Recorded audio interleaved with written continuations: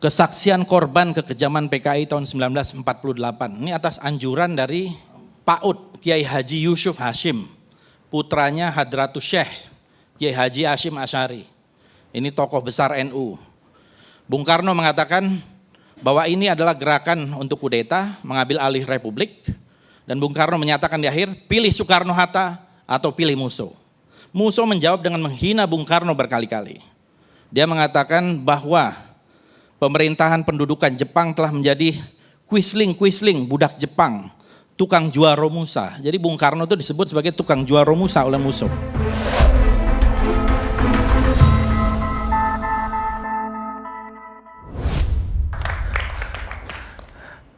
Pemirsa, kita sampai di akhir acara.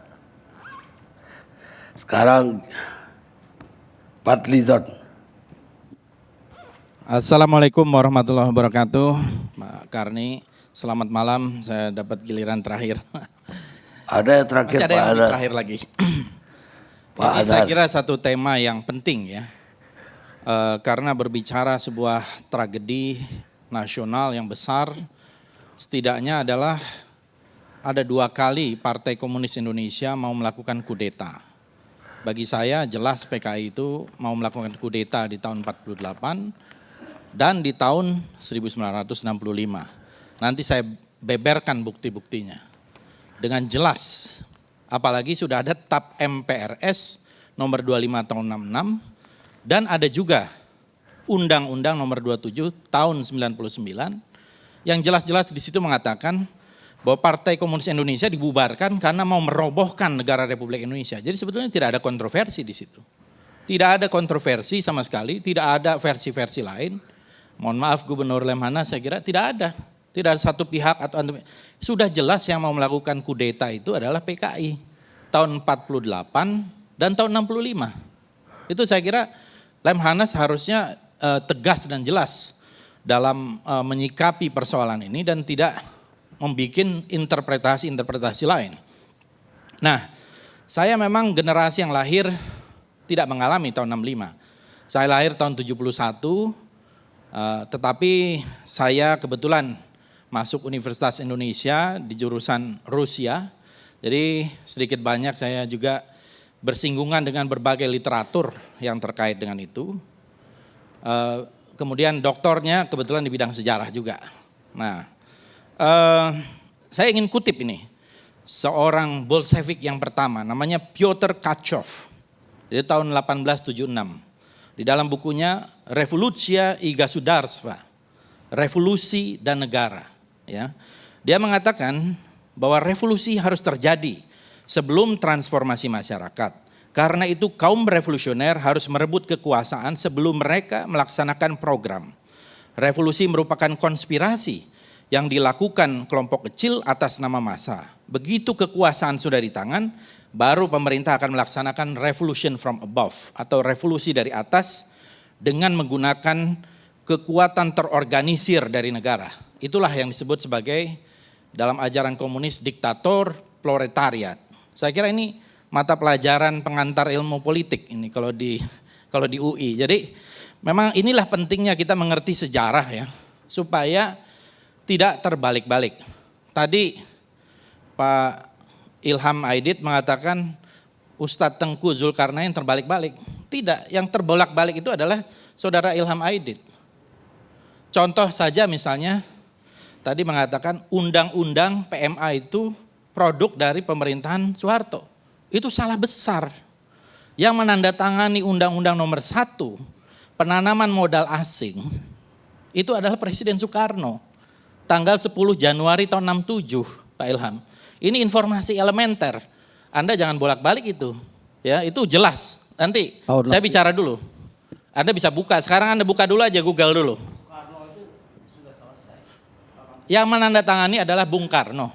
Soekarno, bukan Soeharto. Buka aja, Google dulu Anda. Nanti silakan jawab. Itu informasi elementer. Ya. Kemudian tahun 48, kalau kita lihat, saya meneliti tahun 48 itu dan saya bukukan nih. Kesaksian korban kekejaman PKI tahun 1948. Ini atas anjuran dari PAUD Kiai Haji Yusuf Hashim, putranya Hadratus Syekh Kiai Haji Hashim Asy'ari. Ini tokoh besar NU. Pak Ut ini adalah sahabat saya. Dan kami bersama-sama mewawancarai korban-korban kekejaman PKI tahun 48. Dan jelas sekali di situ PKI 48 itu berkolaborasi dengan Belanda, menusuk kita dari belakang. Ketika kita bersiap-siap menghadapi agresi militer Belanda yang kedua, yang kita sudah antisipasi waktu itu, Soekarno, Hatta, dan tokoh-tokoh bangsa mengantisipasi, tiba-tiba 18 September, tentu dimulai dengan kerusuhan-kerusuhan di Solo dan Jogja, dideklarasikanlah Soviet Madiun, dan dimulai dengan pidatonya Musso. Musso sebelumnya datang, dibantu oleh Belanda, bisa masuk ke Indonesia. Itu ada sejumlah tokoh, ada Musso, ada Suripno, ada Tan Lingji, dan beberapa tokoh lain, Maruto Darusman, masuk ke Indonesia. Kan kita masih dalam suasana revolusi ketika itu. Kalau tidak ada izin Belanda, mana bisa masuk. Kemudian berita-berita tentang Musso ini juga didukung oleh Belanda. Dan ketika ada dikejar para pelaku 50 orang di sebuah tempat, dilindungi juga oleh tentara Belanda. Jadi memang PKI ini penasaran sebetulnya. Karena PKI, kalau kita lihat sejarah, tidak ikut terlibat di dalam proklamasi kemerdekaan Republik Indonesia. Tidak. Yang terlibat adalah tokoh-tokoh nasionalis dan Islam. Ya, PKI waktu itu ilegal, tidak ikut terlibat. Makanya mereka penasaran. Di awal-awal dulu PKI mengatakan proklamasi 45 itu adalah revolusi yang gagal, revolusi borjuis. Mereka mau mengoreksi itu. Maka kemudian datanglah Musso dari Moskow, mau mengoreksi dan membuat sebuah manifesto jalan baru untuk Republik Indonesia. Di jalan baru Republik Indonesia itu dia mengecam Bung Karno, mengecam Bung Hatta, dan jelas-jelas di situ Ibu Sukma mengatakan bahwa ideologi dari PKI itu adalah Marxisme-Leninisme. Baca buku Jalan Baru untuk Republik Indonesia. Itu Marxisme-Leninisme, bukan Pancasila. Nah, kalau kita lihat di situ kemudian Soekarno, Hatta langsung membuat sebuah pidato. Pidatonya Bung Karno hebat sekali waktu itu. Bung Karno mengatakan bahwa ini adalah gerakan untuk kudeta, mengambil alih Republik. Dan Bung Karno menyatakan di akhir, pilih Soekarno-Hatta atau pilih Musso. Kemudian Musso menjawab, ini disinilah pentingnya sejarah. Musso menjawab dengan menghina Bung Karno berkali-kali. Dia mengatakan bahwa pemerintahan pendudukan Jepang telah menjadi Quisling budak Jepang, tukang jual romusa. Jadi Bung Karno itu disebut sebagai tukang jual romusa oleh Musso. Sekarang mereka akan menjual Indonesia dan rakyatnya sekali lagi pada imperialis Amerika.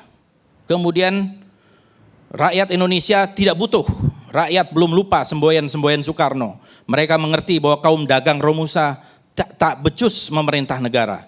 Oleh karena rakyat Madiun dan juga daerah-daerah lain sekarang akan melepaskan diri dari budak-budak imperialis. Ini otentik pidatonya Bung Karno dan pidatonya Musso. Semua sepakat. 48 itu yang menjadi korban adalah para tokoh Kiai NU kebanyakan. Di Takeran, Sabilil Mutakin, Ponorogo, Gontor, dan dibuang atau setelah mereka dibantai, ditaruh di lubang buaya di sumur-sumur. Sumur Soco 1, Sumur Soco 2. Itu ratusan orang yang ada di situ. Kemudian belum yang dibantai, termasuk ayahanda dari Profesor Sri Edi Swasono, itu Pak Munaji, kepala pengadilan kalau tidak salah ketika itu dibantai juga dan hilang, tidak ketemu sampai di mana. Dan suasananya memang revolusioner dibuat. Jadi menusuk dari belakang ketika kita mau menghadapi agresi militer Belanda yang kedua. Nah akhirnya kemudian karena ini adalah sebuah kudeta dan kemudian kita menghadapi agresi militer Belanda, tentu tidak tuntas penumpasan itu. Barulah kemudian apa yang dikatakan tadi oleh Ustadz Tengku Zulkarnain, berusaha comeback, dalam 3-4 tahun berusaha kembali. Tahun 54 bahkan, PKI dalam Kongres kelima, itu membuat sebuah program yang namanya metode kombinasi 3 bentuk perjuangan. Yaitu untuk perang gerilya di desa, melawan setan-setan kota di buruh, dan yang ketiga, infiltrasi ke kalangan angkatan bersenjata. Dan itulah buahnya kemudian yang terjadi beberapa tahun kemudian dan banyak sekali teror-teror yang dilakukan sepanjang tahun 57, 58 sampai tahun 65. Ini juga saya menerbitkan bukunya, Lakon Politik Che Guevara Melayu, ini dari Pak Ridwan Saidi, dokumentasi teror PKI tahun 55 sampai tahun 60.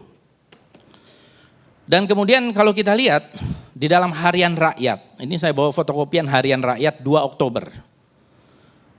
Ini tidak bisa terbantahkan, Harian Rakyat ini punya PKI, yang memimpin adalah Nyoto. Ini koran resmi PKI, 2 Oktober. Editorialnya menulis tentang gerakan 30 September. Dan jelas dikatakan rakyat yang sadar akan politik dan tugas-tugas revolusi meyakini akan benarnya tindakan yang dilakukan oleh gerakan 30 September untuk menyelamatkan revolusi dan rakyat dan seterusnya dan seterusnya. Kemudian di karikaturnya ini ada Minggu, Senin, Selasa sampai Sabtu. Ini hari Kamis, Jumat, 30 September dan 1 Oktober. Jelas-jelas di situ ada tangan gerakan 30 September tulisannya. Kemudian yang dihajar ini adalah para jenderal. Ya, kemudian lagi Coba lihatkan ke kamera. nah, lihatan ke kamera ini, lihat. Bisa kelihatan nggak? Yang mana kameranya? Oh ya. Nah, ini. Coba lihat ini. Letkol Untung, Komandan Batalion Cakrabirawa menyelamatkan Presiden RI dari kup Dewan Jenderal. Selalu dia memutarbalikkan fakta. Ini 30 September, kemudian ini pada hari Sabtunya. Film minggu ini katanya. Film minggu ini adalah jenderal-jenderal itu jatuh dari jurang. Jadi jelas PKI pelaku itu tidak perlu diragukan lagi dan tidak perlu ada versi-versi lain. Ya menurut saya selesai kita dengan adanya TAP MPRS nomor 25 dan Undang-Undang nomor 27 tahun 99 selesai perdebatan itu. PKI adalah pelaku kudeta. Tidak ada versi lagi, apalagi Bu Sukma tadi sangat berbahaya mengatakan Pak Harto ikut terlibat. Bukunya Latif itu saya baca, Bu. Bukunya Latif itu super ngawur itu. Ya. Saya baca berulang kali dan ngawur sekali. Pertama tentu bias. Karena Latif adalah pelaku. Tentu dia mau melindungi diri. Yang kedua, saya sempat mewawancarai Pak Harto tahun 2007. Saya konfrontir.